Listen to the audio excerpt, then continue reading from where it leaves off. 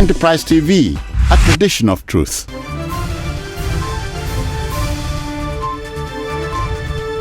Hello and thanks for joining us on the news update on Enterprise TV. I am Adidolapo Fatilajayi. An aviation expert, Captain John Ojikutu, has condemned the action of the Saudi Arabian government to cancel the visa on arrival of 264 Nigerians. Reports say that 264 passengers airlifted by Nigeria's major carrier Air Peace on arrival at the Saudi Arabia country were asked to return to Kano as their visas were cancelled. Reacting to the incident, Ojikutu said it was a case of apparent aeropolitics and diplomacy from Saudi Arabia, describing it as a means to force the Nigerian operator out of the route unless the government intervened, adopting the principle of reciprocity. He also suggested that the Ministry of Foreign Affairs step in immediately to intervene in the case.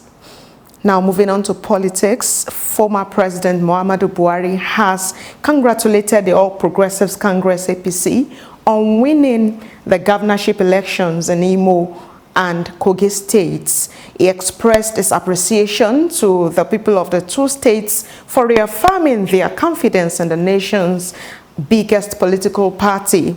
The former president, in a statement by his media aide, Garba Shehu, thanked party leaders and the workers who ensured the reemergence of Senator Hope Uzodinma for his second term in Imo State and Usman Ododo as the new governor of Kogi State.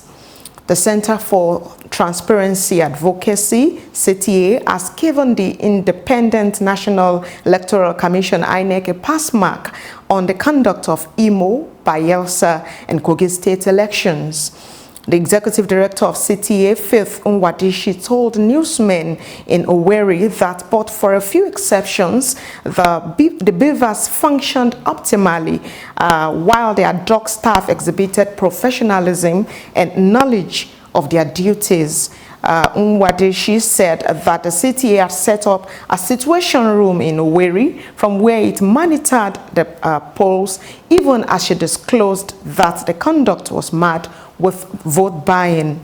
The group called for the adoption of stricter measures on the signing of peace accord among candidates, saying that parties and contestants must be made to swear to an affidavit using the peace accord. Meanwhile, the Senate President Godswill Akpabio and the All Progressives Congress APC National Chairman Abdullahi Ganduje have congratulated the Imo State Governor Hope Uzodinma and his Kogi counterpart Usman Ododo on their election victory at the just concluded governorship election in the state. In his congratulatory message to the Imo State Governor issued in Abuja, Akpabio commended Uzodinma for his resilience and commitment to genuine democratic practices, saying that good governance had triumphed over what he called propaganda. In a related development, Ogun State Governor Dapo Abiodun has described the resounding victory of the All Progressives Congress APC in the Saturday's governorship election in Kogi State as the affirmation of the confidence Nigerians have in the ability of the ruling party to liberate Nigeria from the current economic woes. Abiodun, who is also the chairman of the All Progressives Congress APC National Campaign Council for Kogi governorship election, said Ododo's victory was the culmination of the successes recorded by the APC in the last 8 years, and that confidence reposed in the governor-elect. The Minister of the Federal Capital Territory, FCT, Nyesom Wike, has approved a property tax regulation for the city. Following the approval, the property owners in the Federal Capital Territory would start paying property taxes.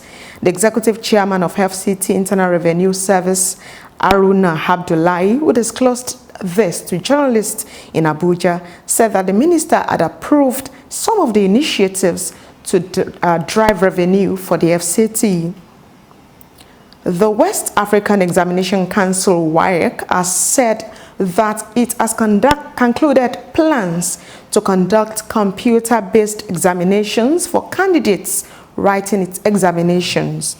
In a statement, the acting head of public affairs at WAEC, Moyosola Adeshino, revealed that the adoption of the CBT will commence with candidates in the private category for 2024 first series, which is slated to hold in February 2024. She stated that while the objective tests will be fully computer-based, the essay and the test of practical papers will be hybrid, in which the examination questions will be delivered on screen and candidates will be required to write answers on the answer booklets given to them. The federal government has warned universities and other tertiary institutions in Nigeria not to discriminate against those who hold the National Examination Council (NECO) certificates. The Minister of Education, Professor Tahir Maman, in a statement signed by the ministry's spokesperson, Beg Gung, issued the warning to tertiary institutions across the country, cautioning any institution or establishment discriminating against the NECO certificate. Maman also gave an assurance to resolve the transportation and other logistic challenges facing the examination body. The United Nations workers have observed a minute's silence to honor the more than 100 employees killed in Gaza since the Israel-Hamas war began last month, as UN flags flew at half-mast. Staff at UN offices in Geneva bowed their heads as a candle was lit in memory of the 101 employees of the UN Palestinian Refugee Agency killed in the Israeli assault on Gaza. The Director General of the United Nations in Geneva, Tatina Valovaya, stated that it is the highest number of aid workers killed in the history of the organization in such a short time. In entertainment news, the trial of the Nigerian singer Aziz Fashola, also known as Naira Marley, charged with cybercrime, was stalled on Monday at the Lagos Division of the Federal Court in Lagos because the judge was absent. The trial judge, Justice Nicholas Owiebo, was said to be attending the judges' conference. The Economic and Financial Crimes Commission, EFCC, is prosecuting the defendant on charges bordering on cybercrime, having charged him with cyber fraud on May the 14th, 2019. Ms. Fashola, who sang the popular song "Am I a Yahoo Boy?", was consequently arraigned on May the 20th, 2019, before Justice Nicholas Owiebo, but pleaded not guilty. And now moving on to sports news, Chelsea and Nigeria legend John Obi MIKEL reckons that the Super Eagles are one of the favorites to win the 2023 African Cup of Nations in Ivory Coast. MIKEL was a key member of the last Nigeria team to win the Africa Cup of Nations, has insisted that Ose Pesirio's side are title contenders because of the quality strikers in their ranks. With the top scorer in the 2023 Africa Cup of Nations qualifiers, Victor Osimhen, currently injured, the Portuguese football tactician still has at its disposal adequate replacement for the Napoli striker. And that's the news update on Enterprise TV. Thanks for staying with us.